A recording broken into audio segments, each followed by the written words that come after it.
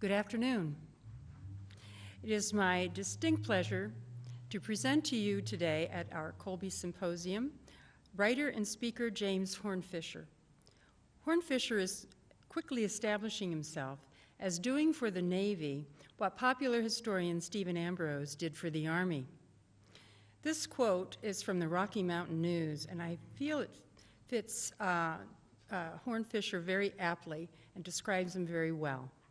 Mr. Hornfischer is the author of 3 works of naval history: The Last Stand of the Tin Can Sailors, published in 2004, won the Samuel Eliot Morrison Award for Naval Literature, and was recently named by Naval History magazine as one of a dozen all-time naval classics. His second book, Ship of Ghosts, about the cruiser USS Houston, was a main selection of the History Book Club and the Military Book Club, and the winner in 2007 of the United States Maritime Literature Award.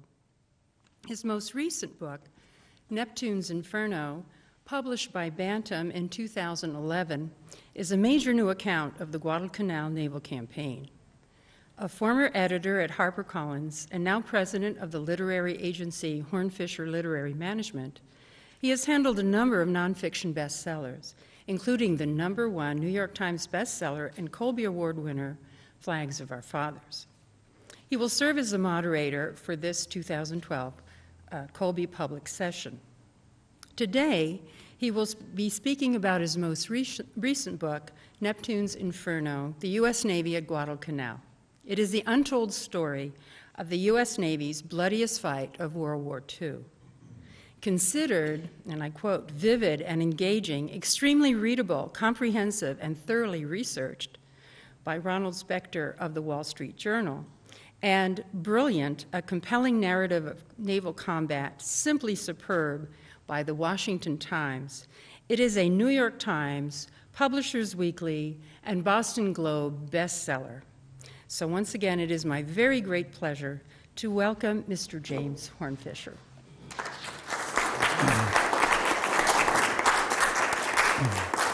Thank you very much. I appreciate everybody coming out. I think this is my 5th Colby Symposium. It's truly unique in my experience in terms of a publishing conference that focuses on the craft of military history, that celebrates the achievement of servicemen and women, and that hopefully will guide policymakers through the experience of digesting our past, in this case our recent past as we discuss Afghanistan. Today, however, we're going back a little bit deeper. I've written 3 books about the Navy, in World War II. When you say the Navy in World War II, you immediately turn to the Pacific, because that's really where the action was if you're a naval officer or an enlisted man in 1942. Neptune's Inferno takes on a 6-month-long campaign that I think the consensus has emerged that Guadalcanal, the 6-month campaign for Guadalcanal, was truly the turning point in the Pacific. Midway, of course, was crucial. The Battle of Midway, fought 2 months before the Marines went ashore on Guadalcanal, blunted the Japanese offensive push toward Hawaii. 4 Japanese fleet carriers were sunk, a number of pilots and air crew, and with those losses, Japan lost the ability really to undertake new offensive operations and to expand its massive Pacific perimeter. What it did, though, for us, for America, is it opened the way for the first time to go on the offensive. Now, the Joint Chiefs of Staff, in fact, the combined Chiefs of Staff, the British and the American High Command, faced a number of options about where to take the offensive against the Axis. And all through 1942, there was much talk about the strategy, the so-called worldwide strategy of Europe first. President Roosevelt committed himself to it, I think, to strengthen the alliance, to maintain the confidence of Russia, to continue its fight against Nazi Germany. But what's going on in back channels in the combined Chiefs of Staff in these meetings, especially the meetings on the American side, is General Marshall and Admiral King and the other American leadership confer, is that there's a consensus that we've got to do something somewhere. There's also a driving force in these discussions known as the will, the ego, and mind of one Admiral Ernest J. King, the commander-in-chief of the U.S. fleet, the chief of naval operations, was a very willful individual. He was said never to have met anybody he considered his intellectual equal.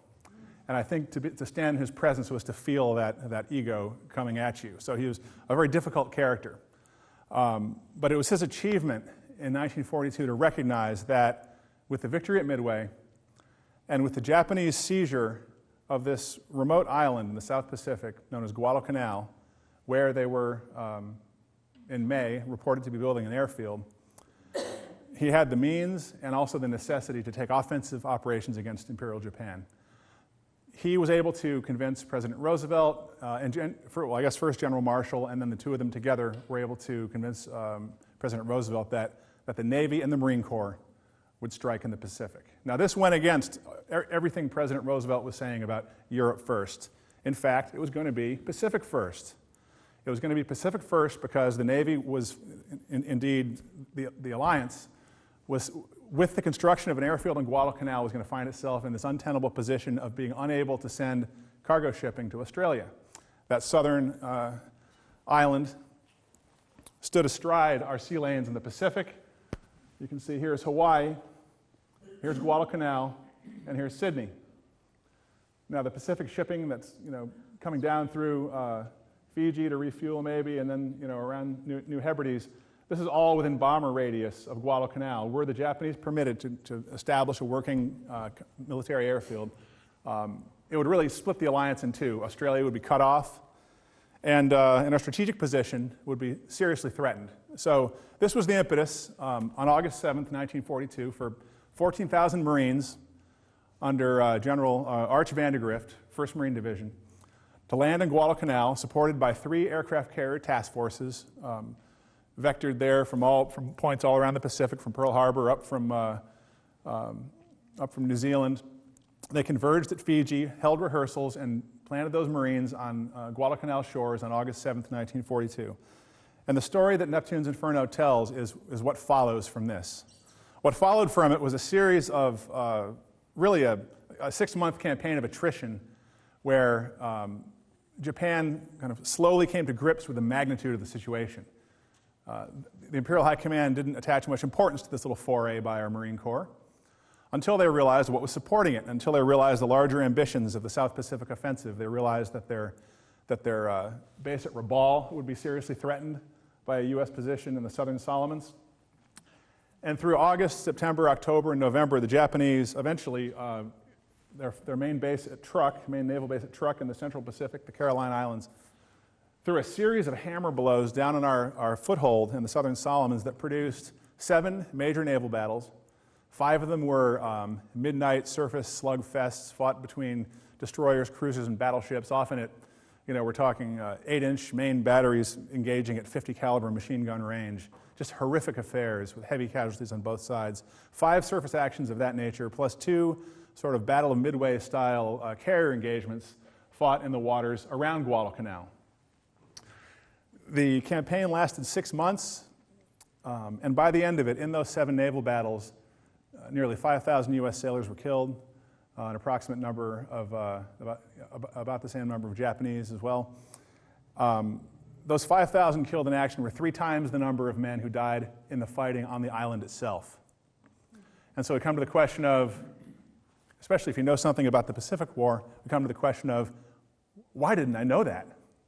And I think it's constantly obscured. The extent of the Navy's sacrifice in this campaign is constantly obscured by the imagery we have when we hear the name Guadalcanal. We think of Marines fighting in the jungle, and deservedly so. They fought bravely for those 6 months,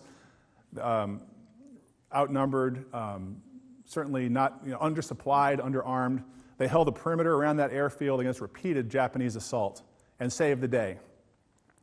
But let's also observe that if the Navy did not support them adequately, no amount of gallantry on the part of Clifton Cates or Vandegrift or Chesty Puller or any of his men, or any of their men, would have saved them from the fate of their brothers on Corregidor. They would have been rolled up if the Navy had failed to supply them and to protect them from the nighttime reinforcement runs by the Japanese. There was really no chance for the Marines to hold that island. So the Guadalcanal campaign needs to be understood in its fullest context, which is fighting on the island for control of the ground itself, a desperate struggle to resupply the garrison